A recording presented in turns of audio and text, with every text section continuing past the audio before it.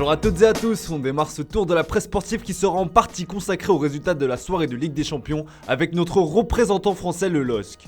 Réaliste et combatif, le club lillois l'a emporté sur la plus courte des marges grâce à un but de l'inévitable Jonathan David. Un LOSC conquérant s'enthousiasme nord-éclair dans son édition du jour. Pour la Voix du Nord, le LOSC est désormais en pole pour la qualification. En effet, un point suffirait lors de la dernière journée face à Wolfsburg pour se qualifier pour les huitièmes de finale. Une victoire permettrait aux Dogs de terminer premier de leur groupe, ce qui était pourtant plutôt mal engagé.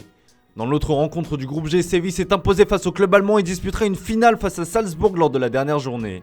Voler vers les huitièmes, espère l'Estadio Deportivo. Le PSG affronte Manchester City ce soir et espère imiter le LOSC. Pour le progrès, cette affiche a un air de finale. Rendez-vous 21h pour voir la bande à Messi, Mbappé et Neymar défier la machine collective de Pep Guardiola.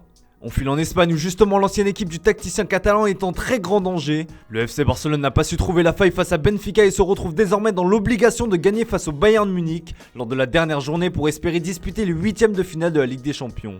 Au bord du chaos, résume le quotidien espagnol AS. Du côté de Sport, on est déjà tourné vers la montagne bavaroise qu'il faudra gravir. Faire des miracles à Munich, peut-on lire. Le FC Barcelone n'a pas manqué les huitièmes de finale de la Ligue des Champions depuis la saison 2003-2004, autant dire que Xavi a la pression.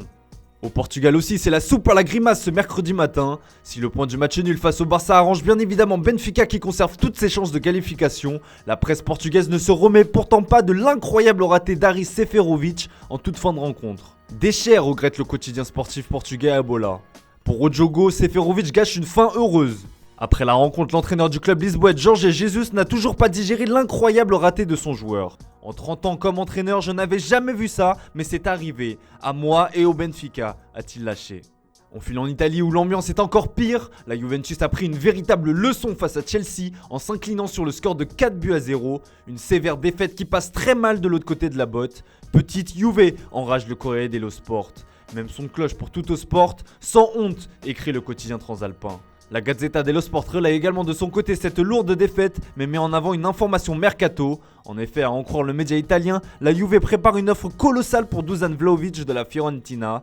Une offre de l'ordre de 50 millions d'euros pour arriver sur la table des dirigeants de la Viola. Reste à savoir si cela suffira pour les convaincre. Et on revient outre-Manche où cette large victoire a bien évidemment ravi la presse anglaise, mais on déplore deux gros coups durs durant cette rencontre. Les blessures de N'Golo Kanté et de Ben Chilwell. Croisière Blues mais à prix coûtant, regrette le Daily Express. Et après la rencontre, le tacticien des Blues Thomas Tuchel a confié être assez inquiet pour ces deux joueurs. Une qualification qui laisse donc des traces. On reste en Angleterre où Manchester United a également validé son ticket pour les huitièmes de finale de la Ligue des Champions, non sans difficulté cependant. Comme d'habitude, les Red Devils s'en sont remis à Monsieur Ligue des Champions pour l'emporter face à Villarreal. A la suite d'une mauvaise relance de Rouli, Cristiano Ronaldo récupérait le cuir et lobait astucieusement ce dernier pour ouvrir le score. Merci Chris pour ça, lance le Daily Star. Pour le Daily Express, le travail est fait. Alors que de son côté, le Time souligne la première réussite de Michael Carrick sur le banc des Red Devils. Nouveau patron, ancien sauveur, écrit le média britannique. A noter le premier but de Jadon Sancho sous les couleurs mancuniennes, un missile qui a fracassé la barre transversale et qui devrait enfin libérer l'international anglais. On reste chez les pensionnaires d'Old Trafford pour terminer ce tour de la presse sportive car la grosse actualité du moment, c'est bien évidemment la question du successeur d'Ole Gunnar Solskjaer. Il ne fait désormais plus l'ombre d'un doute que la priorité des dirigeants des Red Devils se nomme Mauricio Pochettino, mais on apprend ce matin que les joueurs eux aussi seraient favorables à l'arrivée du coach argentin. Ces derniers espèrent qu'il puisse donner un coup de boost, à l'instar de ce qu'a fait Cristiano Ronaldo à son arrivée. Le Daily Mirror ose même une comparaison, Poch et le Ron peut-on lire. En attendant de savoir si Manchester United arrivera à arracher Mauricio Pochettino au PSG, le Télégraphe révèle que le club mancunien a sondé Ernesto Valverde pour un poste d'entraîneur intérimaire. Libre depuis son départ du Barça en 2020, le tacticien espagnol serait partant pour prendre le relais d'OGS. Affaire à suivre donc.